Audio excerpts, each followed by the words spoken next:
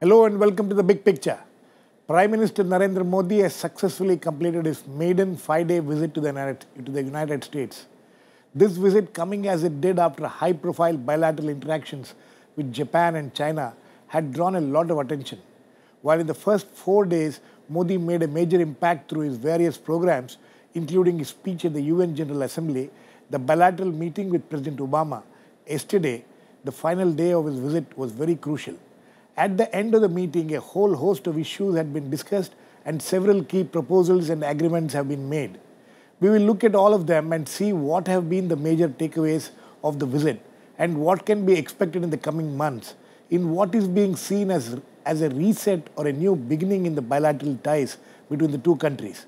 To discuss this, I have with me Arbind Gupta, Director General, Director General FICCI, M.K. Bhadra Kumar, former ambassador, Professor Chintamani Mahapatra, Center for American and Canadian Studies at the JNU, and on the phone line from Washington, D.C. is Chidanand Rajghatta, foreign editor and U.S. correspondent for the Times of India. Welcome to all of you. Bhadra Kumar, yesterday we were here, yesterday we were discussing this, but the most crucial thing of the entire visit, which was the meeting between Obama and Prime Minister Modi, and the joint statement which has been issued after that. What do you think has, anything new has emerged from this joint statement which we need to take special note of? See, it depends on the perspective you take on the visit. One is whether it was intended as a transformational visit in the sense that India was looking forward to transforming this relationship in tune with the changes that have taken place in the world. India was looking forward to. India. That is one way of looking at it. Another one was, like certain sections of the Indian media had forewarned that there are not going to be any deliverables. Right. Which is scaling down expectations considerably. So it all depends on the perspective you want to take about. In terms of the first one, I think there is really nothing that I could spot which has changed the relationship transformed the relationship in that sense, fundamentally. In fact, this morning I read alongside Mr. Manmohan Singh's joint statement with Obama when he visited in 2009. I thought that joint statement was much more forward-looking and had a much bigger reach. In fact, it even offered to recast the world economy. Right. Ironically. So you see, that was after the financial 2008 crisis. Financial It's a very ambitious vision. It was. Compared to that, this is very modest, and there is really, maybe that is the transformational approach. I don't know. Time will tell. But if it is not a question of looking for deliverables, then how do we look at it? We look at it as a visit to spread the gospel that the India today, a Modi era has begun, and India is different. There is going to be an effective governance. There is going to be rule of law in that proper sense that businessmen expect, predictability about the market, and so on.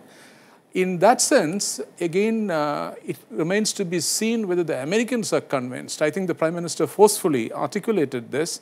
But, businessmen at the end of the day, they don't put the money where the mouth is, Exactly. So they will wait. It's not easy easy to get them to put their money where their mouth is. I think the American audience is essentially skeptical. And at a minimum, we'll have to wait till they will like to wait till the next budget session to know the orientations of policies and so on. And the promises made or, the assurances given there would be seen in terms of changes in laws and all that, and the so-called reform. And then the final point I want to make is, in terms of a concrete outcome, there isn't anything, which I am surprised, because there are really no dearth of problems in the relationship, and some are very glaring problems. Right. So couldn't someone have worked on this WTO business, for instance, a little bit more? Yes. Or the nuclear cooperation a little bit more? Why is it that we keep on adding task forces and working groups at the bureaucratic level, which doesn't need the Prime Minister's visit, actually. Exactly. It could have been done, for instance, in the strategic dialogue, which took place in India recently. So I felt a bit disappointed that, I thought, such an important visit of 5 days of very high profile visit ended up producing very little on paper. Okay. I think we have Chidanand. Can you hear me? Sure, yes. Okay. Good. I have Bhadra Kumar here. He says he feels that, as far as deliverables are concerned, at the end of the day, there is very little to show.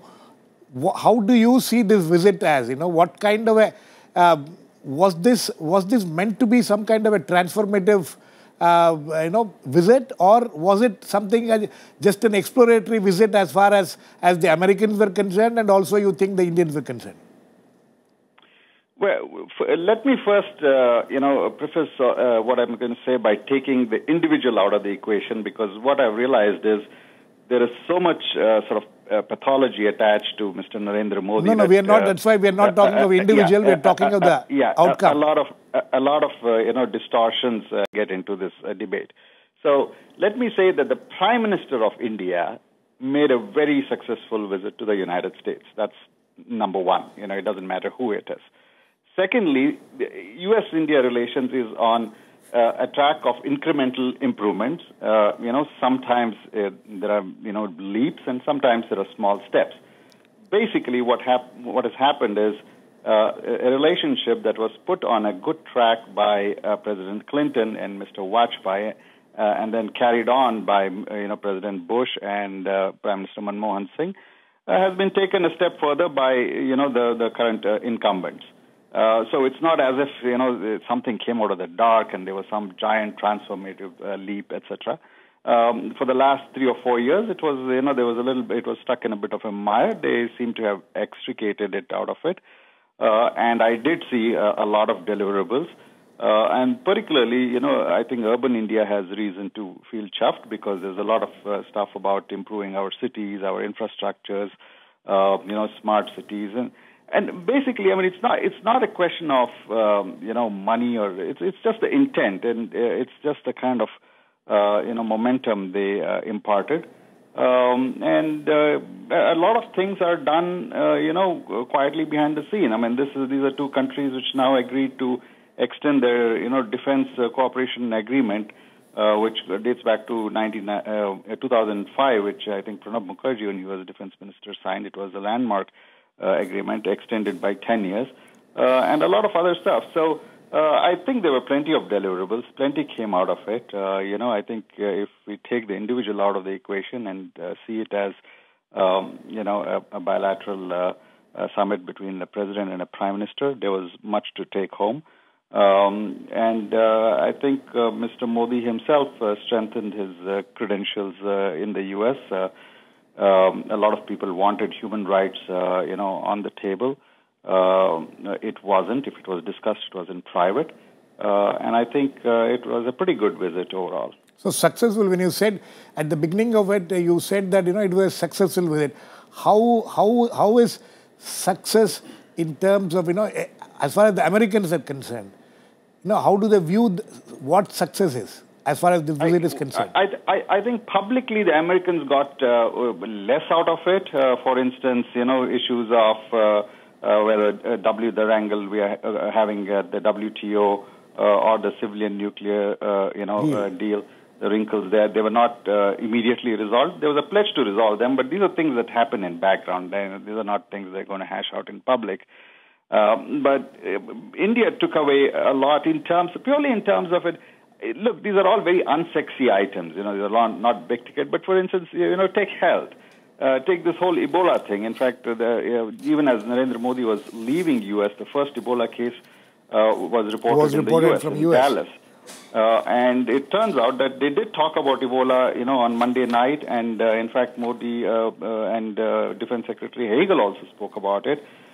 It's so important to put it, on top of our agenda, because, God forbid if this virus, gets to India with our very rudimentary and sloppy healthcare system, it's a nightmare. Okay. We have much to learn and much to, sort of absorb from, watch and absorb from how Americans handle it, how the CDC handles it, how to isolate it.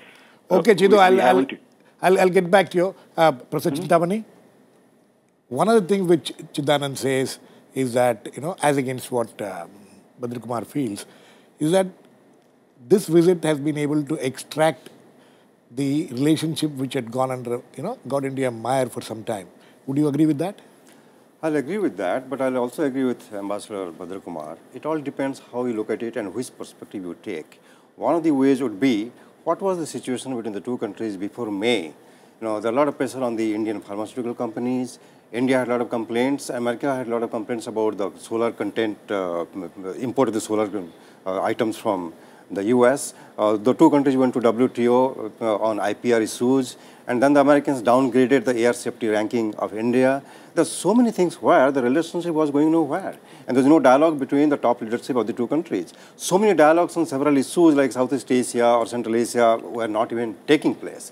So if you compare with that kind of situation with what Narendra Modi has done, definitely it is a positive step forward. However, if you make a content analysis of the joint statement, first I would say Modi is yet to return to India, and we are already discussing about the outcome. Joint statement cannot give you any outcome. You have to give a gestation period. It takes some time. Absolutely. So we have to at least give a few months' time, the kind of promises that Narendra Modi has made. I think he went as somebody like a political salesman and an economic salesman. In terms of politics, he tried to develop a kind of physical and mental chemistry with Barack Obama, and he has very successfully has done that. The joint article that they wrote in Washington Post, it is symbolic, but it is important. The way he greeted him in Gujarati language, it is again symbolic, but it is important. The way he made a speech in New York and he talked about 3D, and he exposed the strength of India, democracy, demography, and demand. Come and make in India. So some kind of statements that he went to make, that he has an Indian dream, he wants to promote Indian economy, he wants to change the Indian image abroad, and he did very well in terms of his oratory. But now the big question is, when we make an assessment, give him some time whether he can deliver at home. Because ultimately what is important is action, and the Americans are looking at the action. Two of the issues which Bhadra Kumar raised. One is about the civil nuclear deal, and the second is second was WTO issue. These two issues, there doesn't seem to be much progress on. There is some progress. I will say there is some progress because if you see, I have read very carefully the joint statement, where there is a new line. The new line says that India and the US agree that in the near future they will try to resolve the differences over the Civilian Nuclear Liability Act, and America-originated nuclear reactor will produce nuclear power in an energy-hungry India. So this is a new commitment openly made in a joint statement. Things were not doing well, but now we are planning to do it. On WTO thing, again, Narendra Modi promised that, yes, I'm not against FTA, but I want to push my case of food security for India. So, Mr. Arbind Prasad, as far as one of the things which looks big, actually, when you read the joint statement and the statements made by the two leaders, Obama saying that, we would like to increase the trade to $500 billion from $100 billion. Is this something which has excited the Indian investors community? And there is one more important thing. Do you agree that if the American investors have to come to India, the domestic investors must first be seen as getting being good enough to invest in India itself? Let me give first the background part of it. This visit, besides the meeting with the President Obama and joint statement, had two other components. The meeting with the NRIs, the Indian origin people, and the second meeting with the business industry of USA, right, in different phases. Some on the breakfast, some one-to-one, others on US IBC. So there were two other components as far as business and industry are concerned. Right. So you referred to that. We have discussed about what the outcome of joint statement, and there seems to be a debate or divergent views to what extent new points came or new issues came. But I would look at this way, that at one time the US-India relationship was being driven at the highest level. Prime Minister Manmohan Singh, President George Bush. Somewhere down the line, that relationship was going on the low key. Right. So this again has been revived. So you will say that there has been the relationship has been reset. Would you say Yes, that? at the highest level. At the highest level. It is not new thing in that sense. You're right that there are some joint statements which were as good as this could be. But we agree that at some time the relationship was being driven at the highest level by the President on the US side and the Prime Minister in India side. But we also agree that during the years that somehow went down. And what Professor Mahapatra was pointing out, examples like Federal Aviation Authority downgrading DGCA, FDA, the Federal Drug Authority, many are pharma companies, they are inspecting, they are banning their export from them. Even basmati rice, they are examining pesticides and they are holding the shipment. So these are the issues. You think all these things will be a thing of the past now after this visit? Well, I think so. That these things will not come in joint statement. But the whole thing, the relationship has moved up. Now that is one part. The second part, as you said, that Prime Minister went to USA just after making the launch of Make in India campaign on 25th So he was of essentially, September. as Mahapatra says, that he went there as a economic business salesman as well as a political salesman. Yes, so you think that he has been able to sell? Yes, so he as has far been as very the successfully business and industry is concerned, he has been able to successfully He has sell. been very successful in selling the NRIs to NRIs, and they are the big lobby group. Besides themselves, they could be the investor. What about the US CEOs? Because they are the ones who have to invest back here. US CEOs, there was several meetings. One was the breakfast meeting. There was one-to-one meeting. Right. The top CEOs. I'm quite sure they must have raised specific issues of doing business part of India. The issues which you talk about, difficulties. And I'm quite sure Prime Minister must be aware and anticipating those. And he must have made the pitch that through Make in India, what he promised in India itself, that there will be a massive push on simplifying the ease of doing business part of it. For that, as he says, that we'll have to wait for it as far as so the outcome ultimately will depend what exactly happens within India subsequently once he comes during the month. Something have already been done. As he says, till the next budget. Let me draw your attention to one fact. Yes. What did he say in the joint press conference? He said, I am going to change my policy and processes. These two were the major concern of the American companies. Policy means no reform at all, and processes means bureaucratic red tapeism. Now, a Prime Minister of India going and so convincingly telling them that I am going to change these two things. I think he tried his best to tell the Americans that opportunities are now going to open up, please come. But whether he can do it or not, we'll see. That's something. Bhadra Kumar, this whole thing of processes and changing the processes and whatever and policies which he's talking about. This has been said in the past also. We have seen Manmohan Singh making such promises. He has not been. Many of the things were not able to deliver because of the local political situation. You think the local political situation has changed after the kind of mandate which the present government has? You think some of these things which have been promised there will be much easier to deliver at this point of time? Undoubtedly, Girish, these are early days in both these respects. There are no visible signs of it. Living in India, one cannot see any signs of it. One hopes for the best. Yes. Hopes have been raised, but we have to see that. You see, in all this, I think the Americans will be guided by the behavior also of the Indian industry and business. Indian investors. It is when the Indian begins to invest seriously and begins to place faith, manifestly confidence in the economy and the direction in which it is going, that they will follow. Because you see, so we can't not at all. We can't expect it to happen the other way around. No, we can't expect it to happen. It will not begin with the foreign investment first. I am not at all saying, it's a matter of Prime Minister not, losing any effort in this. He certainly went full throttle. Wherever he spoke, he went full throttle on these lines only. But, the point is, there is so much of backlog has cleared, has come up, and if you are reading Financial Times, you would know almost every day, something or the other coming. Vodafone got us a very bad name, though it's not an American company. So, all these things have dented the credibility very seriously.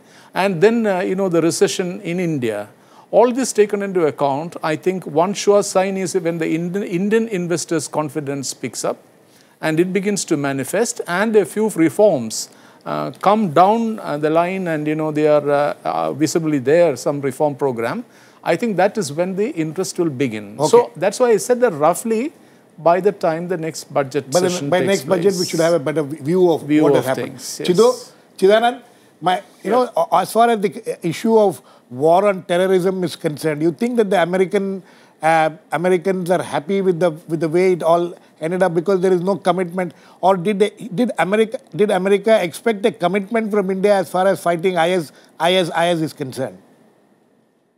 Well, not a public commitment. I guess, I mean, it has been conveyed, and they understand, our limitations in, getting into, the sort of snake pit, so to say. But I think privately they exchanged notes, and again, this is also an incremental process. America's own involvement in trying to address our concerns. The explicit mention of, D Company, Jaish-e-Mohammed, Lashkar-e-Taiba, and, acting against them. These are, again, incremental steps. It's taken us a long time to make the, case and say, listen, you have to get more engaged, be more active. You can't just say Al-Qaeda, ISIS, because it's all part of the same ecosystem. So yes, again, there's been progress, and like I keep emphasizing, this is not a one-off thing, or this is incremental. This has been happening for 10 years, and every visit, every summit, every exchange between an Indian Prime Minister and a U.S. President produces a little more. And this is going to keep happening for the next 10, 20 in the foreseeable future. The fact is, what one of your guests said about issues not being resolved, U.S. and India will always have issues. There will always be wrinkles. I mean, you can take this for the next century. There will be areas where we will disagree. There are things that India cannot give up, including safeguarding, its 900 or 800 million poor people and their security in food and health and cheap medicines. And the U.S. industry will always keep beating us up, on patent protection, IPR. These are not resolvable issues. These are compromisable issues. Absolutely. I thought the most significant line, actually, that Prime Minister Modi threw out here came at the tail end of his visit when he was talking to the USIBC, where he said, he actually told American CEOs, look, you people can come to India and make money. We don't expect you not to make money. Businesses are there to make money. That is music to the ears. That's music to the ears. Okay. And very few Indian prime ministers have dared to do that. Yeah. I have to emphasize that, please remember, Narendra Modi has a totally different style from Prime Minister Manmohan Singh, who's very low-key. This is not the kind of thing he would have said as an economist. He would have put it in economies. Yes. But Modi has a very business-minded orientation. Yeah, he has made it. Has majority. He has made it very clear. He has said money is in his blood, coming from where he does. So obviously, yeah. Yes, Bhadra Kumar, you wanted to. No. You see, any interstate relationship is incremental. So there is nothing phenomenally different in this case. That is an axiomatic thing. It's incremental. No one says that, you keep jumping. Exactly. No ellipsis takes place in any relationship. That's not the issue here. I think, but there is one issue where an incremental progress is insufficient, and that is terrorism. Exactly. And I was most disappointed that India and United States, against the backdrop of the Islamic State and all that is taking place, couldn't go further than this on Afghanistan. They agreed to remain in consultation with each other, which they have been all along. It's very interesting that the Prime Minister Modi told, not Obama himself, but in the other meeting in the Council of Foreign Relations, that, asking Americans not to leave Afghanistan in a hurry. But that doesn't get reflected in the joint statement? No, it doesn't come here. It doesn't come here. That, then second point is this, that, this with regard to Pakistan, I think I'm not hearing this for the first time. All these things, this cross-border things and so on and so forth. The point is there is a doublespeak on terrorism. And I would apply the touchstone, for example, if there is a crucial difference, now that, for instance, the Islamic State has brought it home, that this is a very serious matter.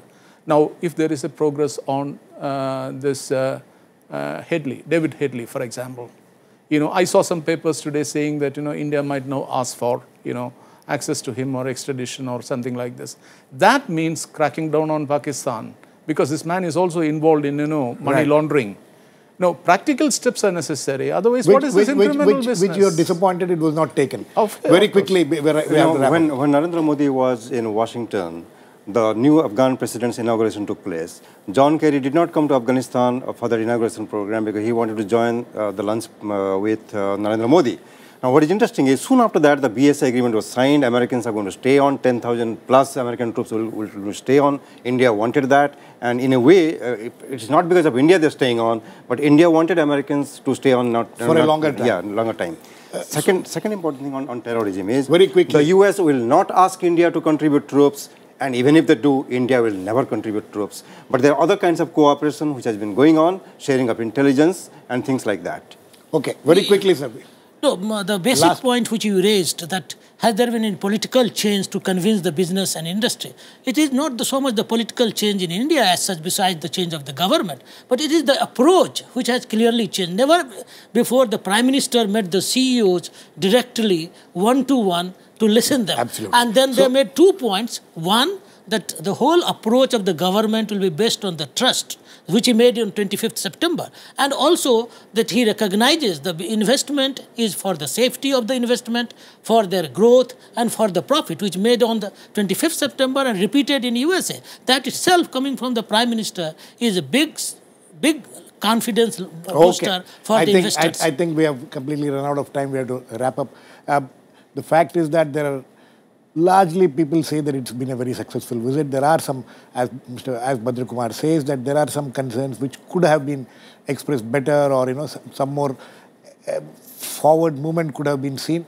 Anyway, this is something which we'll have to wait and watch. As all my panelists say, some of these issues will be known only after a few months, or as Bhadra Kumar says, by the next budget, we'll know what exactly has been the success of this visit. Thanks to all my guests, Chidanand Rajghatta in Washington, D.C., Bhadra Kumar, Arbind Prasad and Prof. Chintamani Mahapatra. Please keep watching. We'll come back with another issue in the big picture, same time tomorrow.